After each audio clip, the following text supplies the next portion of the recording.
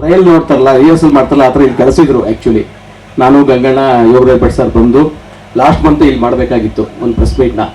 ಅವ್ರು ಹೇಳಿದ್ದು ಅಷ್ಟೇ ಅವತ್ತು ಡಿಸ್ಕಷನ್ ಕೂತಾಗ, ಅಪ್ಪ ನಮ್ಮ ತೋಟದ ಮನೇಲಿ ಪತ್ರಕರ್ತರೆಲ್ಲ ಕರೆಸಿ ಒಂದು ಪ್ರೆಸ್ ಮೀಟ್ ಮಾಡಿ ಅವ್ರಿಗೆಲ್ಲ ಆದಿತ್ಯ ಕೊಡಲೇಬೇಕು ಅಂತ ಹೇಳಿದ್ರು. ಅಣ್ಣ ಇವತ್ತು ನೆರವೇರಿದೆ ಅದು. ಸೊ ಮತ್ತೊಮ್ಮೆ ಬಂದಿರುವಂಥ ಎಲ್ಲ ಮಾಧ್ಯಮ ಮಿತ್ರರಿಗೆ ಒಂದು ಸ್ವಾಗತ ಕೊಡ್ತಾ ನಮಸ್ಕಾರ ಹೇಳ್ತಾ, ಮನದ ಕಡೆಯಲ್ಲೂ ಒಂದಲ್ಲ ಒಂದು ವೈರಲ್ ಆಗ್ತಾನೆ ಇದೆ ಕಂಟೆಂಟ್ಸ್ಗಳು ಕೂಡ. ಹಾಡುಗಳು ಸೂಪರ್ ಆಯಿತು, ಪ್ರೆಸ್ ಮೀಟ್ ಮೇಲೆ ಪ್ರೆಸ್ ಮೀಟ್ ಮಾಡ್ತಾ ಇದ್ದೀವಿ. ಒಂದು ಸಿನಿಮಾ ಭಾಳ ಬ್ಯೂಟಿಫುಲ್ ಆಗಿ ಬರೋ ಎಲ್ಲ ಲಕ್ಷಣಗಳು ಕಾಣಿಸ್ತಾ ಇದೆ. ಯಾಕೆಂದ್ರೆ ಒಂದೊಂದು ಚಿಕ್ಕ ಚಿಕ್ಕ ಬಿಟ್ಟು ನೋಡಿದಾಗಲೇ ತುಂಬ ಚೆನ್ನಾಗಿದೆ.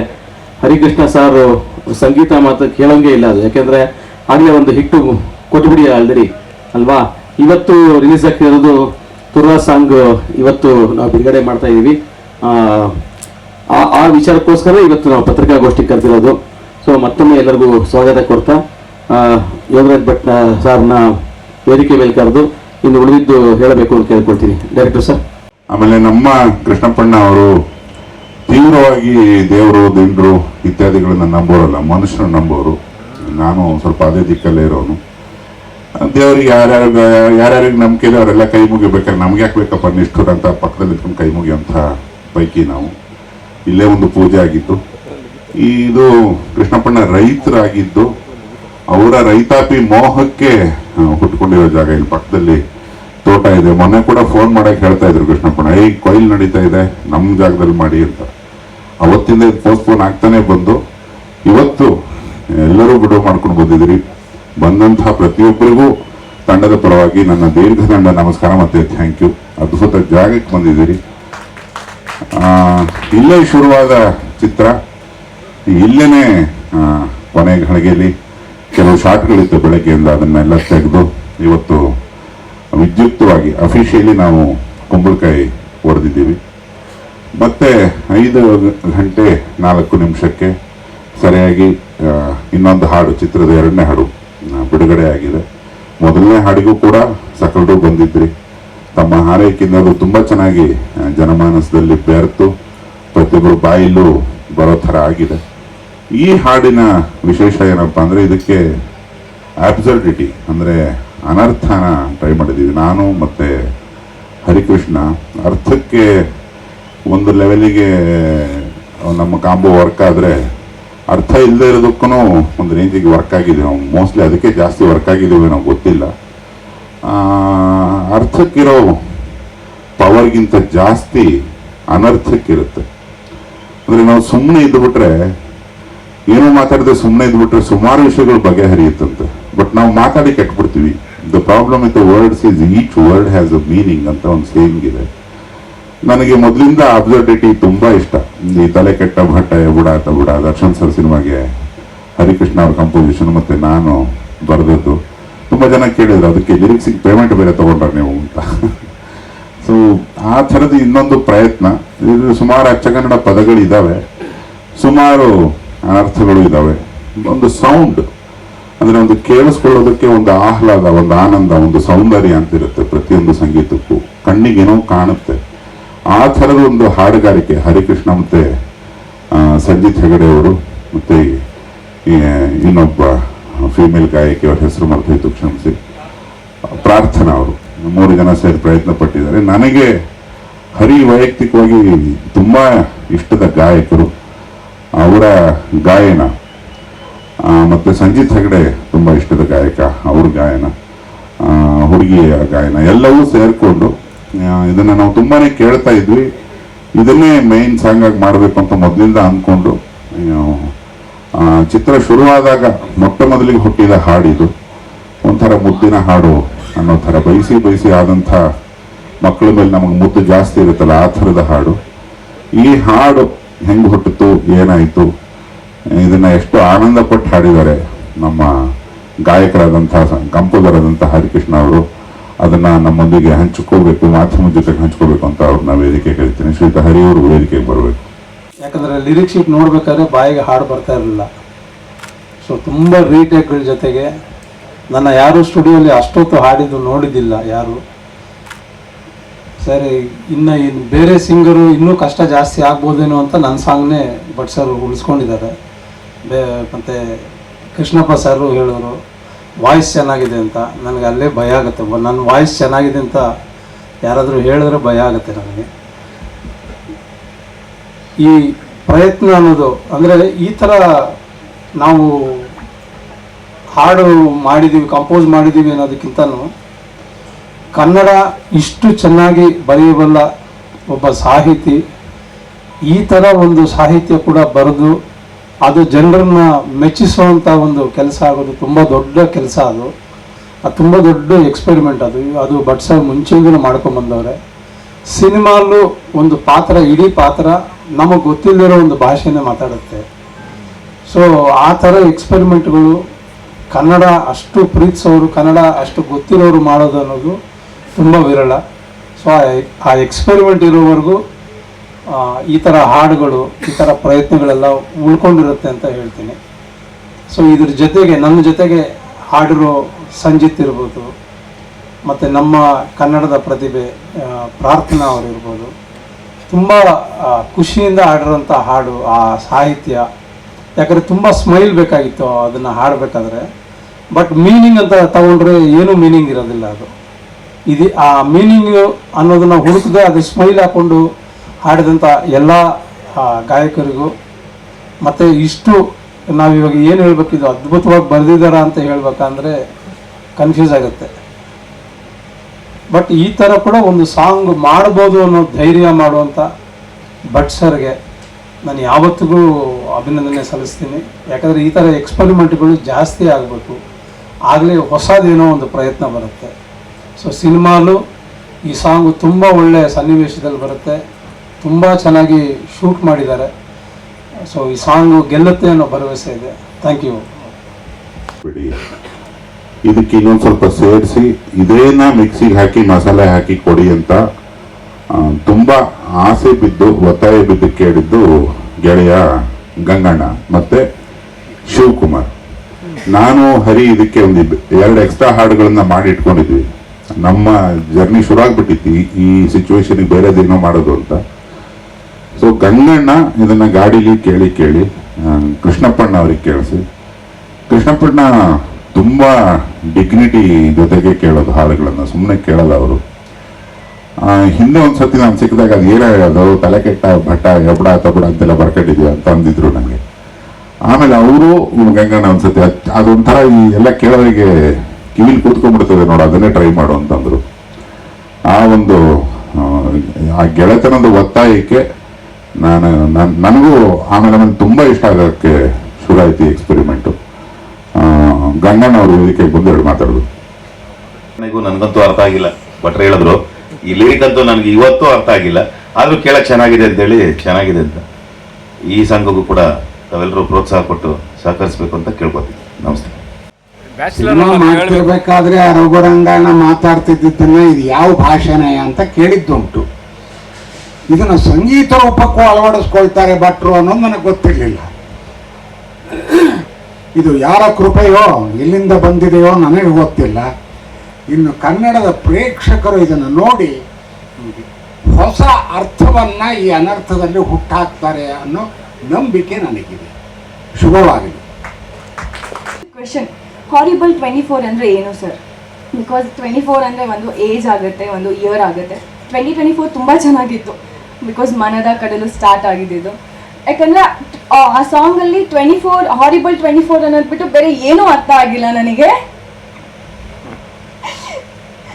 ಸೊ ಬಟ್ ಆ ಸಾಂಗ್ ತುಂಬ ಚೆನ್ನಾಗಿದೆ ಕೇಳೋಕ್ಕೆ. ಇವಾಗಲೂ ನಾನು ಅದನ್ನ ಹಮ್ ಮಾಡ್ತಾನೆ ಇದ್ದೀನಿ. ಇಟ್ಸ್ ಅ ಬ್ಯೂಟಿಫುಲ್ ಸಾಂಗ್, ತುಂಬ ಫನ್ ಮಾಡಿದ್ದಾರೆ ಆ್ಯಂಡ್ ವೈಬ್ ಕೂಡ ತುಂಬ ಚೆನ್ನಾಗಿದೆ. ನಮ್ಮ ಹೂದುಂಬಿ ಸಾಂಗಿಗೆ ತುಂಬ ಸಪೋರ್ಟ್ ಕೊಟ್ಟಿದ್ದೀರಾ. ಇವತ್ತು ಟ್ರೆಂಡಿಂಗಲ್ಲಿದೆ ಸಾಂಗ್. ತುರ್ರಾ ಸಾಂಗಿಗೂ ಅಷ್ಟೇ ಸಪೋರ್ಟ್ ಕೊಡಿ. ನಿಮ್ಮ ಬ್ಲೆಸ್ಸಿಂಗ್ ನಮ್ಮ ಇಡೀ ಟೀಮ್ಗೆ ತುಂಬ ಇಂಪಾರ್ಟೆಂಟ್. Thank you. ವಯಸ್ಸು ಶೆಟ್ಟ ಇದನ್ನು ಗಂಗಾಧರ ಅವರು ಕೇಳಿದರು, ಯಾಕೆ ಇಸ್ವಿ ಹೋಗ್ತಾ ಇರೋ ಟೈಮಲ್ಲಿ ಇಸ್ವಿ ಬರೆದಿದ್ರು, ಇಸ್ವಿ ಅಲ್ಲ ಅಂತ ಹೇಳಿ. ಕೊನೆಗೆ ಹಳಿಗೆಯಲ್ಲಿ ನಮ್ಮ ನಿಲಯದ ಗೆಳೆಯ ಗಡ್ಡ ವಿಜಯ್ ಅವರಿಗೆ ಏಜ್ ಅಂತ ಹಾಕಿ ಕನ್ಫ್ಯೂಷನ್ನೇ ಬೇಡ ಅಂತ ಹೇಳಿ ಏಜ್ ಅಂತ ಕೂಡ ಹಾಕ್ಸಿದ್ದೀವಿ. 24 ಒಂದು ಅದು ವಯಸ್ಸು, ಒಂದು ಉದರಿಂಗ್ ಹೈಟ್ಸ್ ಅಲ್ಲಿರೋ ವಯಸ್ಸು, ಅದು ಒಬ್ಬ ಹುಡುಗನ ವಯಸ್ಸು. ಆ ಕಾರಣಕ್ಕಾಗಿಯೇ ಸಂಜಿತ್ ಹೆಗಡೆ ಅವರು ಆ ಪೋರ್ಷನ್ ಅನ್ನು ಅಷ್ಟು ಮುಕ್ಕರಿಕೊಂಡು ಹಾಡಿರೋದು. ಹಾರಿಬಲ್ 24. ಆಮೇಲೆ ಆ ಲೈನನ್ನ ಮೊದಲು ಕಂಪೋಸ್ ಮಾಡಿದ್ದು ಹರಿಕೃಷ್ಣ. ಅದನ್ನು ಕೇಳಿದಾಗಲೇ ಒಂದು ಥ್ರಿಲ್ ಆಗಿತ್ತು. ಒಂದು ವಾಕಿಂಗ್ ಮಾಡ್ಕೊಂಡು ಕಂಪೋಸ್ ಮಾಡಿದ್ರು. ಆಚೆ ಕಡೆ ತುಂಬ ಆಷಾಢದ ಗಾಳಿ ಬೀಸ್ತಾ ಇತ್ತು. ಅವ್ರ ವಾಯ್ಸಲ್ಲಿ ಕೇಳೋದೇ ಒಂದು ಸುಖ ಆಗೋಯ್ತು. ಹಾರಿಬಲ್ 24 ಹರಿ ಅದನ್ನ ದೂರದಿಂದ ಹಾಡ್ತಿದ್ದಾಗಲೇ ಇದರಲ್ಲಿ ಏನೋ ಇದೆ ಹರಿ, ಏನೋ ಇದೆ. ಅಕ್ಕಪಕ್ಕ ರಂಗಾಯಣ ರಘು ಅವ್ರದ್ದು ಭಾಷೆ ಏನೋ ಬರೀಬೇಕು ಅಂತ ಐಡಿಯಾ ಬಂದಿದ್ದು ಮೊದಲು ಅದು ಹುಟ್ಟಿದಾಗ. ಈ ಹಾಡು ಒಂದು ಹಾರಿಬಲ್ 24 ಅನ್ನೋದು ಒಂದು ಲೈನಿಗೆ ಏನೇನೆಲ್ಲ ಸೇರಿಸಬಹುದು ಅಂತ ನಾನು ತುಂಬ ಅದ್ರ ಮೇಲೆ ಕೂತಿದ್ದಾಗ ನನಗೆ ಈಗ ನೆನಪಾಗ್ತಿದೆ. ನಾನು ತುಂಬ ಅಂದರೆ ತುಂಬ ಇಷ್ಟಪಡೋದು ಹುಚ್ಚಿರೋರನ್ನ, ಹುಚ್ಚುತ. ನಾನು ಈ ಜಯಂತ್ ಕಾಯ್ಕಿಣಿಯವರ ಒಂದು ಕಥೆಯಲ್ಲಿ ಓದಿದ್ದೆ. ಒಬ್ಬ ಹುಚ್ಚ ಬೆಳಗ್ಗೆ ಎದ್ದು ಪೂರ್ವಕ್ಕೆ ಮುಖ ಮಾಡಿ ಸಮುದ್ರ ದಂಡೆಯಲ್ಲಿ ನಿಂತ್ಕೊಂಡು, ಅವ್ರ ಊರು ಗೋಕರ್ಣ, ಆ ಗೋಕರ್ಣದ ಸಮುದ್ರ ದಂಡೆಯಲ್ಲಿ ನಿಂತ್ಕೊಂಡು ಹುಟ್ಟ ಸೂರ್ಯನಿಗೆ ಬಾ ಬಾ ಬಾ ಅಂತಿದ್ನಂತೆ. ಒಂದು 7:30-8 ಗಂಟೆಗೆ ಸೂರ್ಯ ಮೇಲ್ಗಡೆ ಬಂದ ತಕ್ಷಣ ಹೊರಟೋಗೋಣಂತೆ. ಸಾಯಂಕಾಲ ಕರೆಕ್ಟಾಗಿ 5:30 ಬರೋಣಂತೆ, ಮುಳುಗೋ ಟೈಮು. ಹೋಗ ಅಂತ ಸೂರ್ಯ ಮುಳುಗೋವರೆಗೂ ಬೈತಿದ್ನಂತ ಅವನಿಗೆ. ಇದನ್ನ ಕಥೆಯಾಗಿ ಬರೆದಿದ್ರು. ಎಷ್ಟು ಇಂಟ್ರೆಸ್ಟಿಂಗ್ ಪಾತ್ರ ಅದು ಅಂತ ಅನ್ಸಿತ್ತು. ಆಮೇಲೆ ನನಗೊಬ್ಬ ನನ್ನ ಮನೆ ಪಕ್ಕದ ಹುಚ್ಚ ಬೆಳಗ್ಗೆ ಶೂಟಿಂಗ್ಗಳೆಲ್ಲ ಇದ್ದಾಗ 5:15 ಒಂದು ಬೇಕರಿನ ಎಬ್ಬಿಸ್ಬಿಟ್ಟು ಟೀ ಮಾಡಿಸ್ಕೊಂಡು ಕುಡಿದು ಬರೋದಂತ ಹೆಸರು ಟವೆಲ್ಲು ಬನಿಯನ್ನೆಲ್ಲ ಹೋಗ್ಬಿಡ್ತಾ ಇದ್ದೆ. ಆ ಬೇಕರಿಯಿಂದ ಮನೆಗೆ ಬರೋವರೆಗೂ ಮೈಕೈ ಎಲ್ಲ ಮೊಸರು ಪಾಕೆಟ್ ಕಟ್ಕೊಂಡಿರೋನು. ಅವನು ಒಂಥರ ಬಾಡಿ ಗಾರ್ಡ್ ಥರ ಎಸ್ಕಾರ್ಟ್ ಮಾಡ್ಕೊಂಡು ನನ್ನ ಮನೆಯವರೆಗೆ ಬಿಡೋನು. ಒಂದು ಅಕ್ಷರ ನಾನು ಅವನು ಯಾವತ್ತೂ ಮಾತಾಡಿಲ್ಲ. ಒಂದೂವರೆ ವರ್ಷದ ಸ್ನೇಹ ಹೇಗಿದೆ ಅಂತ ನಾನು ಅವನು ಕೇಳಿಲ್ಲ. ಅವನಿಗೆ ನಾನು ಯಾರು ಅಂತ ಗೊತ್ತಿಲ್ಲ, ನನಗೆ ಅವನು ಯಾರು ಅಂತಲೂ ಗೊತ್ತಿಲ್ಲ. ಸುಮ್ಮನೆ ಮನೆಯವರೆಗೆ ಬರೋನು. ನಾನು ಮನೆ ಒಳಗಡೆ ಹೋದ ತಕ್ಷಣ ಹಿಂಗೆ ಅಂದ್ಬಿಟ್ಟು ಹೊರಟೋಗೋನು. ಅದೊಂದು ಸ್ನೇಹ. ಇದೆಲ್ಲ ನೋಡ್ತಿದ್ದಾಗ ನನಗೆ ಹುಚ್ಚ ಅಂತಿದ್ರು ನನ್ನ ಊರಲ್ಲಿ. ಅದು ನೆನಪಾಯ್ತು. ಅದಕ್ಕೆ ಕಾರಣ ಇದರಲ್ಲಿ ಬರೋ ತುರ್ರುವೈ ಅನ್ನೋ ಪದ ನನ್ನ ಊರಿನ ಅಲೀಮಾ ಅನ್ನೋ ಹುಚ್ಚ ಕೊಟ್ಟಿದ್ರು. ಆ ಹುಚ್ಚ ಯಾವಾಗಲೂ ಬೀದಿಲಿ ಹೋಗ್ತಾ ಇದ್ದಾಗ ನಾವೆಲ್ಲ ಮಕ್ಕಳು ಹಿಂದೆ ಹೋಗ್ತಾ ಇದ್ವಿ. ಅದು ಎಂಥ ನಿಸ್ಪೃಹವಾದಂಥ ಲೋಕಪ್ರೀತಿ ಇದ್ರೇನೆ ಒಬ್ಬ ಮನುಷ್ಯ ಲೋಕದ ಜೊತೆ ಡಿಟ್ಯಾಚ್ ಆಗೋದು. ಒಂದು ಹುಚ್ಚು ಸುಮ್ಮನೆ ಬರೋದಿಲ್ಲ. ಅವನು ಹೇಳ್ತಾರೆ ಜಾಂಬೋಯ್ ಅನ್ಕೊಂಡು ಊರಲ್ಲಿ ಹೋಗೋನು. ಅವ್ನು ಬಂದ ಅಂದ್ರೆ ಮಕ್ಕಳಿಗೆಲ್ಲ ಗೊತ್ತು ಅಲೀಮಾ ಬಂದ ಅಂತ. ನಾನು 2ನೇ ಕ್ಲಾಸು 3ನೇ ಕ್ಲಾಸ್ ಇದ್ದಾಗ ಅವ್ನು ಇಡೀ ದಿವಸ ಸ್ಕೂಲ್ ಶುರು ಆಗಕ್ಕೆ ಮುಂಚೆ ಸ್ಕೂಲ್ ಮುಗಿದ ಮೇಲೆ ಅವನ ಜೊತೆ ಕುತ್ಕೊಳ್ಳೋದು. ಮಕ್ಕಳೆಲ್ಲ ಕುತ್ಕೋತಿದ್ವಿ. ಅವನು ಇದು 2 ಪದ ಹೇಳ್ತಿದ್ವಿ. ಇನ್ನೊಂದು ಆ್ಯಪ್ ಅನ್ನೋನು. ಅದು ಯಾಕಂತಿದ್ದ ಗೊತ್ತಿಲ್ಲ. ಇಷ್ಟೇ ಅವನಿಗೆ ಬರ್ತಾ ಇದ್ದಿದ್ದು ಲ್ಯಾಂಗ್ವೇಜ್. ಅಥವಾ ಅವನಿಗೆ ತುಂಬಾ ಕನ್ನಡ ಉರ್ದು ಏನೇನೋ ಕಲ್ತಿದ್ನೋ ಏನೋ, ಅವನ್ನೆಲ್ಲ ಬಿಟ್ಟು ಇಷ್ಟೇ ಪದಗಳನ್ನ ಹೇಳ್ತಿದ್ದ. ಬಟ್ ಅವ್ನು ಇಡೀ ದಿವಸ ಮಕ್ಕಳು ಅವನ ಜೊತೆಗೆ ಇರ್ತಾ ಇದ್ರು. ಯಾವತ್ತೂ ಅವನಿಗೆ ಏನೋ ಚಿಲ್ಲರೆ ಕಾಸು ಬಂದ್ರೆ ಐಸ್ ಕ್ಯಾಂಡಿ ಕೊಡಿಸೋನು ಮಕ್ಕಳಿಗೆ. ಅದಕ್ಕಿರ್ತಾ ಇದ್ವು. ಅವನ್ನ ನೋಡಿದ್ರೆ ಒಂದು ಖುಷಿ ಆಗೋದು. ಅವನ ಜೊತೆ ಸುತ್ತಿ ಸುತ್ತಿ ಸುತ್ತಿ ಊರಲ್ಲಿ ನನಗೂ ಒಂದು ಹೆಸರು ಬಿದ್ದಿತ್ತು. ಸ್ವಲ್ಪ ಭಟ್ರ ಮನೆ ಹುಡುಗ ಆಫ್ ಇದ್ದಾನೆ, ಲೂಸ್ ಇದ್ದಾನೆ ಅಂತ. ನನಗೆ ಒಳಗೊಳಗೆ ಸಂತೋಷ ಆಗೋದು. ಯಾಕೆ ಅಂತ ಇವತ್ತಿಗೂ ಗೊತ್ತಿಲ್ಲ. ನನಗೆ ಯಾರನ್ನ ಸ್ವಲ್ಪ ಸರಿ ಇಲ್ಲ, ನೀವು ತಲೆ ಸರಿ ಇಲ್ಲ ನಿಮ್ದು, ನೋಡಿ ಚೆಕ್ ಮಾಡಿಸ್ಕೊಳ್ಳಿ ಅಂತ ಯಾರನ್ನ ಅಂದರೆ ತುಂಬಾ ಖುಷಿ ಆಗುತ್ತೆ. ನಾವೆಲ್ಲ ಇಲ್ಲಿ ಏನು ಸೇರಿದ್ದೀವಿ ಅಥವಾ ನಾವು ಯಾರ್ಯಾರಿಗೆ ಕನೆಕ್ಟ್ ಆಗಿದ್ದೀವಿ, ನಮ್ಮೊಳಗಿನ ಹುಚ್ಚು ಇನ್ನೊಬ್ಬ ವ್ಯಕ್ತಿಯ ಹುಚ್ಚಿಗೆ ಕನೆಕ್ಟ್ ಆದ್ರೆ ಮಾತ್ರ ಅದು ಸ್ನೇಹ. ಇಲ್ಲಾಂದ್ರೆ ಮಿಕ್ಕಿದ್ದೆಲ್ಲ ನಾಟಕ. ಒಂದು ಪರಿಶುದ್ಧವಾದ ಹುಚ್ಚಿದ್ರೇನೆ ಕ್ರಿಯಾಶೀಲವಾಗಿ ಸಿನಿಮಾ ಮಾಡೋಕ್ಕಾಗೋದು, ಒಂದು ಕಲೆನ ಇಷ್ಟಪಡೋಕ್ಕಾಗೋದು. ಯಾಕಂದ್ರೆ ಪ್ರಪಂಚದಲ್ಲಿ ಸಹಸ್ರಾರು ಪ್ರೊಫೆಷನ್ಗಳಿದ್ದಾವೆ. ಈ ಎಂಟರ್ಟೈನ್ಮೆಂಟ್ ಅನ್ನೋ ಪ್ರೊಫೆಷನ್ಗೆ ಯಾಕೆ ಬರ್ತೀವಿ ಅಂದ್ರೆ ಒಳಗಡೆ ಒಂದು ಪ್ಯಾಷನ್, ಒಂದು ಹುಚ್ಚಿರ್ಬೇಕು. ಒಂದು ಸಿನಿಮಾ ಮಾಡಿ ನಾನು ಜನರನ್ನ ನಗಿಸ್ತೀನಿ, ಅಳಿಸ್ತೀನಿ, ಒಂದು ಹಾಡು ಕೇಳಿಸ್ತೀನಿ, ಹೊಡೆದಾಟ ತೆಗಿತೀನಿ, ಒಂದು ಕ್ಲೈಮ್ಯಾಕ್ಸು, ಕಣ್ಣೀರು, ನಗು ಎಲ್ಲ ಬರೆಸ್ತೀನಿ ಅನ್ನೋ ಒಂದು ಧಾರ್ಷ್ಟ್ಯ, ಒಂದು ಖುಷಿ, ಒಂದು ಹುಚ್ಚು ನಮ್ಮಲ್ಲಿ ಇದ್ರೇನೆ ಅದು ನೋಡೋದನಿಗೆ ಕನೆಕ್ಟ್ ಆಗೋದು ಅಂತ ನಾನು ತುಂಬ ಬಲವಾಗಿ ನಂಬಿರೋನು. ಆ ಕಥೆಗಳಲ್ಲಿ, ನಾನು ಕಂಡ ಕಥೆಗಳಲ್ಲಿ, ನಾನು ವೈಯಕ್ತಿಕವಾಗಿ ನೋಡಿರುವಂಥ ಸುಮಾರು ಜನ ಭ್ರಾಂತರಲ್ಲಿ ನಾನು ಆ ಹುಚ್ಚನ್ನ ತುಂಬ ಹತ್ತಿರದಿಂದ ನೋಡಿದ್ದೀನಿ. ಈ ಹಾಡನ್ನ ಅಷ್ಟೊಂದು ಲೋಕನ ತುಂಬಾ ಪ್ರೀತಿಸೋನೆ ಹುಚ್ಚ ನನಗೆ ಗೊತ್ತಿದ್ದಂಗೆ. ಯಾಕಂದ್ರೆ ಮಿಕ್ಕಿದೆಲ್ಲ ನಾಟಕ. ಸಿಕ್ಕಿದಾಗ ಹಾಯ್ ಹಲೋ ಅನ್ನೋದು, ಹಿಂದ್ಗಡೆ ಅವನು ಹೋದಾಗ ಬೇಜಾರು ಮಾಡ್ಕೊಳ್ಳೋದು, ಇದು ಪ್ರತಿಯೊಬ್ಬರು ಮಾಡೋದೆ. ಬಟ್ ಒಬ್ಬ ಹುಚ್ಚ ಪ್ರತಿಯೊಂದನ್ನು ಹಾಗೆ ನೋಡ್ತಾ ಇರ್ತಾನೆ, ಎಲ್ಲದನ್ನು ಇಷ್ಟದಿಂದ ನೋಡ್ತಿರ್ತಾನೆ ಅವನು. ಅವ್ಬಿಟ್ಟು ಯಾರ ಜೊತೆಗೆ ಏನು ಮಾತಾಡಲ್ಲ, ಅವನ ಮಾತು ನಮ್ಗೆ ಅರ್ಥ ಆಗಲ್ಲ. ಸೊ ಯಾರ ತಲೆನ ರಿಪೇರಿ ಮಾಡಕ್ ಸಾಧ್ಯವೋ ಅವನನ್ನ ತಗೊಂಡೋಗಿ ಹುಚ್ಚಾಸ್ಪತ್ರೆಗೆ ಹಾಕಿರ್ತಾರೆ.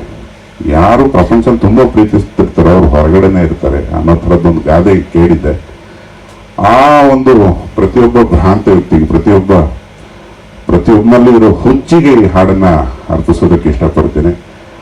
ತಮ್ಮ ಎಲ್ಲರ ಒಂದು ಹುಚ್ಚು ಪ್ರೀತಿ ನಮ್ಮ ಮೇಲೆ ಇರಲಿ ಅಂತ ಇದರ ಬರಹಗಾರನಾಗಿ ನಾನು ಕೋರ್ಕೊತೇನೆ. ನನಗೆ ಸಿಕ್ಕ ಇನ್ನೊಬ್ಬ ಅತಿ ಮುದ್ದಿನ ಹುಚ್ಚ, ಈ ವರ್ಷದ ತುಂಬ ಪ್ರೀತಿಯಿಂದ ನನ್ನ ಹುಚ್ಚು ಕನೆಕ್ಟ್ ಆದಂಥ ವ್ಯಕ್ತಿ ಸುಮುಖ.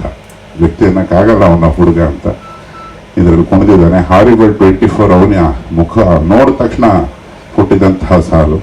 ಅವನು ವೇದಿಕೆಗೆ ಬಂದು ಎರಡು ಮಾತಾಡೋದು. Comfort zone. ಅದು ಬಿಟ್ಟು ಈ ಸಿನಿಮಾದ ಬಗ್ಗೆ ಇಲ್ಲೇ ಈ 3 ಪಿಲ್ಲರ್ ಬಿಟ್ಟು ಇಲ್ಲಿ ಕೃಷ್ಣಪ್ಪ ಸರ್ ಫಾರ್ಮ್ ಅಲ್ಲಿ ಇದೀವಿ. ಇಲ್ಲೇ ಸಿನಿಮಾ ಕಥೆ ಎಲ್ಲ ಶುರುವಾಗಿದ್ದು. ಈ 3 ಪಿಲ್ಲರ್ ಬಿಟ್ಟು ಅಲ್ಲಿ ಒಂದು ಟೇಬಲ್ ಇತ್ತು. ಆ ಟೇಬಲ್ಗೆ ನಾವು ಬಂದು ಕೂತಾಗ ಸರ್ ಬರೆಯೋಕ್ಕೆ ಶುರು ಮಾಡಿದ್ದು. ಸರ್ ನನಗಿದು ತುಂಬಾ ಬೇಕಾದಂಥ ಪ್ರೆಸ್ ಮೀಟ್ ಆಗುತ್ತೆ. It's the most beautiful valuable thing for me. ತುರ್ರಾ ಈಗ ಸರ್ದು ಒಂದು ಇಂಟ್ರೆಸ್ಟಿಂಗ್ ಬಿಹೇವಿಯರ್ ಇದೆ. ನಾವು ಶೂಟಿಂಗ್ ಮಾಡೋ ಟೈಮಲ್ಲೂ ಅವ್ರ ಮಾತುಗಳು ನಮ್ಗೆ ಅರ್ಥ ಆಗಲ್ಲ. ಒಂದೊಂದ್ಸಲಿ ಸುಮ್ಮನೆ ಎವಸ್ ಅಂತಾರೆ ಎಲ್ಲೋ ಒಂದ್ ಕಡೆ, ಇನ್ನೆಲ್ಲೋ ಕಡೆ ಎಥೈ ಅಂತಾರೆ. ಇದೆಲ್ಲ ಏನ್ ಸರ್ ಇದು? ಸಡನ್ ಆಗಿ ಒಂದು ಸೌಂಡ್ ಬರುತ್ತೆ, ಏನದು ಸೌಂಡ್ ಅಂತ ಫಸ್ಟ್ ಶುರುನಲ್ಲಿ ನಮ್ಗೆ ಅರ್ಥನೂ ಆಗಲ್ಲ ಏನಿದು ಅಂತ. ಬಟ್ ಇವೆಲ್ಲ ಹೋಗ್ತಾ ಹೋಗ್ತಾ ನಮಗೆ ಅದು ಮೀನಿಂಗು ಅವ್ರು ಹೇಳೋದೇ ಅರ್ಥ ಆಗಕ್ಕೆ ಶುರು ಆಯಿತು. ಸೊ ತುರ್ರಾ ಕೂಡ ಹಾಗೆ. ನನಗೆ ಸರ್ ಬರೆದಾಗ ಈ ತುರ್ರಾ ಏನು, ಹಾರಿಬಲ್ 24 ಅರ್ಥ ಆಗಿತ್ತು. ಬಟ್ ತುರ್ರಾ, ಜಾಂಬೋಯ್, ಟೊರ್ರಾಯ್, ಇವತ್ತು ನೀವು ಹೇಳೋದಕ್ಕೆ ನನಗೆ ಗೊತ್ತಾಯ್ತು ಇವೆಲ್ಲ ಇದೊಂದು ಕಥೆ ಇದೆ ಅದರಿಂದ ಅಂತ. ಅದನ್ನ ನಾನು ತುಂಬ ಯೂಸ್ ಮಾಡಿದ್ದೀನಿ, ಜಾಂಬೋಯ್, ಟೊರ್ರಾಯ್ ಅಂತ. ಬಟ್ ಇದನ್ನ ನಾನು ಸರ್ ಹೇಳ್ದಂಗೆ ನಾನು ಇದನ್ನ ನನ್ನ ಹುಚ್ಚತನಕ್ಕೆ ನಾನು ಇದನ್ನು ಯೂಸ್ ಮಾಡ್ಕೊಳ್ತೇನೆ ಇವಾಗ. It's becoming my tool. ಚಿಕ್ಕ ಮಕ್ಕಳು ಬೆಳೆಯೋಬೇಕಾದ್ರೆ ಈ ಗಾಡಿನ ಸ್ಕೂಟರ್ ಕೂತ್ಕೊಂಡು ಅಪ್ಪ ಅಮ್ಮ ಕರ್ಕೊಂಡು ಹೋಗ್ಬೇಕಾದ್ರೆ, ಅಟ್ಲೀಸ್ಟ್ ನನಗಿದಾಗಿತ್ತು. ಯಾವುದೇ ಟೈಮಲ್ಲಿ ಸ್ಕೂಟರ್ ಹೋಗ್ಬೇಕಾದ್ರೆ ನನಗೆ ಹಾಡುಗಳದ್ದು ಲಿರಿಕ್ಸ್ ಯಾವತ್ತೂ ಗೊತ್ತಿರಲಿಲ್ಲ, ಇವತ್ತಿಗೂ ಗೊತ್ತಿಲ್ಲ ಆ್ಯಕ್ಚುಲಿ. ಯಾವುದೇ ಹಾಡಾಗಿರಲಿ, ಯಾವುದೇ ದೇಶದಾಗಿರಲಿ, ನಮ್ಮ ದೇಶದಾಗಿರಲಿ, ನಮ್ಮ ಸ್ಟೇಟ್ದಾಗಿರಲಿ. ಬಟ್ ನನ್ನ ಸೌಂಡ್ ನಂದೇ ಈ ಥರ ಯಾವುದೋ ಒಂದು ಜಿಬ್ರಿಶ್ ಒಂದು ಏನೋ ಹಾಕೊಳ್ಳೋದಕ್ಕೆ ಲೈನು, ಬಟ್ ಹಾಡನ್ನು ನಾನು ಕಂಪ್ಲೀಟ್ ಮಾಡ್ತಿದ್ದೆ ಹಾಡು ಹೇಳಿ. ನನಗೆ ಈ ಹಾಡು ಬಂದಾಗ ನನಗೆ ಹಾಗೆ ಅನಿಸ್ತು, ನಮಗೆ without meaning, without lyrical meaning ಮಕ್ಕಳಿಗೆ, ಬೇರೆಯವ್ರಿಗೆ ತುಂಬ ಇಷ್ಟು ಈಸಿಯಾಗಿ ಕ್ಯಾಚ್ ಆಗುತ್ತೆ. ದಟ್ ಬೀಟ್ ಬೇಗ ಕೂರುತ್ತೆ ತಲೆಗೆ. ಸೊ ಆದ್ರಿಂದ ನನಗೆ this song is also one of my favourites. Because ಮಕ್ಕಳಿಗೆ ತುಂಬ ಇಷ್ಟ ಆಗುತ್ತೆ. ಅದು ಬಿಟ್ಟು ಎಂಜಾಯ್ ಮಾಡ್ಕೊಳ್ತಾರೆ. ಸೊ ತುಂಬ ಇದೆ ಈ ಥರ. But yeah, thank you for ತುರ್ರಾ. ಈ ಹಾಡು ಇವಾಗ ರಿಲೀಸ್ ಆಗಿದೆ. ಎಲ್ಲರೂ ಪ್ಲೀಸ್ ಹೂದುಂಬಿ ಹೇಗೆ ನೋಡಿದ್ರು, ಹೇಗೆ ಅದಕ್ಕೆ ಸಪೋರ್ಟ್ ಮಾಡಿದ್ರು, ಅದನ್ನ ಈ ಹಾಡು ನೋಡಿ ಎಂಜಾಯ್ ಮಾಡಿ, ಮತ್ತೆ ಕೇಳಿ, ಹೆಂಗೆ ಕೇಳ್ತಿರೋ, ಪಾರ್ಟಿ ಮಾಡ್ತಿರೋ ಎಲ್ಲ ಮಾಡ್ಕೊಂಡು ಮಜಾ ಮಾಡಿ. ಆ್ಯಂಡ್ ನಮ್ಮ ಸಿನಿಮಾನ ಹೀಗೆ ಸಪೋರ್ಟ್ ಮಾಡ್ತಾ ಹೋಗಿ. Thank you so much. ನಾನು ಯಾವುದೇ ಸಿನಿಮಾ ಮಾಡಲಿ, ಒಂದು ಹಾಡದ ಸ್ವಾಗತ ಮಾಡಲಿ, ಪ್ರೀತಿಸಲಿ, ಗೌರವಿಸಲಿ, ನಾನು ನಿಸ್ವಾರ್ಥವಾಗಿ ಇವೆಲ್ಲವನ್ನ ಮಾಡ್ತೀನಿ. ಈ ತುರ್ರಾ ಅನ್ನೋದು ಪೂರ್ತಿ ಫೈನಲ್ ಆಗಿರಲಿಲ್ಲ. ಅದೇನೋ ಮ್ಯೂಸಿಕ್ಕು, ಲಿರಿಕ್ಸು ನನಗೆ ಇಷ್ಟ ಆಯಿತು. ಬಟ್ರೆ ಇದನ್ನೇನೋ ಹಂಗೆ ಮಾಡಿರಿ, ಹೆಂಗಿದೆಯೋ ಹಂಗೆ ಮಾಡಿರಿ ಅಂತ, ಇಲ್ಲಣ್ಣ ನೋಡೋಣ ಅದು ಇದು ಅಂತ ಹೇಳಿ ನನಗನ್ನಿಸ್ತದೆ 1.5 ತಿಂಗಳು ಇಳಿದಿದ್ದಾರೆ. ಆದರೂ ಅದು ನಮ್ಗೆ ಯಾರಿಗೂ ಅರ್ಥವಾಗದೇ ಇದ್ರೂ ಏನು ಇವತ್ತು ಆ ಮುರಳಿ ಮಾಸ್ಟ್ರು ಮತ್ತು ಸುಮುಖ, ಅಂಜಲಿ, ಅದರಲ್ಲೂ ರಂಗಾಯಣ ರಘು ಅವರು ಪಾತ್ರ ನಿರ್ವಹಿಸಿದ್ದಾರೆ. ಆ ಲಿರಿಕ್ಸು ಇದು ನನಗಂತೂ ಇಷ್ಟವಾಗಿದೆ, ನಮ್ಮ ಪ್ರೇಕ್ಷಕರಿಗೂ ಇಷ್ಟವಾಗ್ತದೆ ಅಂತ ಅಂದ್ಕೊಂಡಿದ್ದೀನಿ. ಅದಕ್ಕೆ ಮಧ್ಯ ತಾವೆಲ್ಲ ಮಾಧ್ಯಮದವರು ಇದಕ್ಕೆ ಸಪೋರ್ಟ್ ಮಾಡಿ ಈ ಸಿನಿಮಾವನ್ನು ಗೆಲ್ಲಿಸೋ ಪ್ರಯತ್ನವನ್ನು ಮಾಡ್ತೀರಿ ಅನ್ನೋದನ್ನು ನನಗಾದರೂ ಒಂದು ನಂಬಿಕೆ ಇದೆ. ಯಾಕೆ ಹೇಳ್ತಾ ಇದ್ದೀನಿ ಅಂದರೆ, ಎಲ್ಲ ಸಿನಿಮಾಗಳು ಅದೇ ಆದ ಒಂದು ಶೈಲಿಯಲ್ಲಿ ಹೋಗ್ತದೆ. ಈ ಚಿತ್ರದಲ್ಲಿ ತುರ್ರಾ ಹಾಡಿಗಿಂತಲೂ ಸನ್ನಿವೇಶಗಳು ದತ್ತಣ್ಣ ಅವ್ರದ್ದಿರ್ಬೋದು, ನಮ್ಮ ರಂಗಾಯಣ ರಘುದಿರ್ಬೋದು, ಇನ್ನು 2 ಹೆಣ್ಮಕ್ಳು ಶೆಟ್ರದಿರ್ಬೋದು, ಅಂಜಲಿದಿರ್ಬೋದು, ಸುಮುಖ, ಇದೆಲ್ಲ ಡಿಫ್ರೆಂಟಾಗಿ ತಿರುವುಗಳನ್ನು ಪಡ್ಕೊಂಡು ಹೋಗ್ತಾ ಇರ್ತದೆ. ಇದು ಜನ ಮೆಚ್ಚೋ ಒಂದು ಪ್ರಯತ್ನವನ್ನು ಪ್ರಾಮಾಣಿಕವಾಗಿ ಯೋಗರಾಜ್ ಭಟ್ರು ಮಾಡಿದ್ದಾರೆ ಅಂತ ಆದರೂ ನಾನು ಅಂದ್ಕೊಳ್ತಾ ಇದ್ದೀನಿ. ಇನ್ನು ಕ್ಯಾಮ್ರಾ ವರ್ಕು ಸುರೇಶ್ ಅವರು ಸಂತೋಷ್ ಸಹ ತುಂಬ ಪ್ರಾಮಾಣಿಕವಾಗಿ ಅವರು ಇದು ಬೇಕೇ ಬೇಕು, ಇದು ಹಿಂಗೆ ಇರಬೇಕು, ಅದು ಹಂಗೆ ಇರಬೇಕು ಅಂತ ಹೇಳಿ ಮಾಡಿಸಿದ್ದಾರೆ. ಅದರಲ್ಲಿ ಯಾರು ಹೆಚ್ಚು ಕಮ್ಮಿ ಅನ್ನೋಂಗಿಲ್ಲ. ಅದರಲ್ಲೂ ಹರಿಕೃಷ್ಣ ಅವ್ರನ್ನಂತೂ ನಾನು ಪ್ರಾಣ ತಿಂದುಬಿಟ್ಟಿದ್ದೀನಿ. ಇನ್ನೂ ನೀವು ಅದು ಮಾಡಲಿಲ್ವ ಇದು ಮಾಡಲಿಲ್ಲ. ಭಟ್ರಂತೂ ಅವ್ರಿಗೆ ಸುಮಾರು ಈ ಸಿನಿಮಾದಲ್ಲಿ ಬರೋದು ಕೇವಲ 4 ಮುಖ್ಯ ಹಾಡುಗಳು, 3 ಹಿನ್ನೆಲೆ ಹಾಡುಗಳು. ಈ 7 ಮಾಡಬೇಕಾದ್ರೆ 70 ಲಿರಿಕ್ಸ್ ಮಾಡಿಸಿರೋಂಥ ಭೂಪರಾಜ ಯೋಗರಾಜ ಅವರಂತೂ ಬೇಸರನೇ ಮಾಡ್ಕೊಂಡ್ಬಿಟ್ಟಿದ್ರು. ಆಮೇಲೆ ಏನೋ ಸಮಾಧಾನ ಮಾಡಿಕೊಂಡು ಈ ಒಂದು ಪ್ರಾಮಾಣಿಕ ಪ್ರಯತ್ನ ಮಾಡಿದ್ದಾರೆ. ಇದಕ್ಕೆಲ್ಲರೂ ಶುಭ ಕೋರಬೇಕು, ಶುಭ ಹಾರೈಸಬೇಕು ಅಂತ ಈ ವೇದಿಕೆ ಮೂಲಕ ಎಲ್ಲರಿಗೂ ಒಳ್ಳೆಯದಾಗಲಿ ಅಂತ ನಾನು ಕೇಳ್ಕೊಳ್ತೀನಿ. Thank you. ಮಾಡೋದಕ್ಕೆ ಭಟ್ರು ಮತ್ತು ಹರೀಶ್ ಅವ್ರಿಗೆ ಮಾತ್ರ ಸಾಧ್ಯ.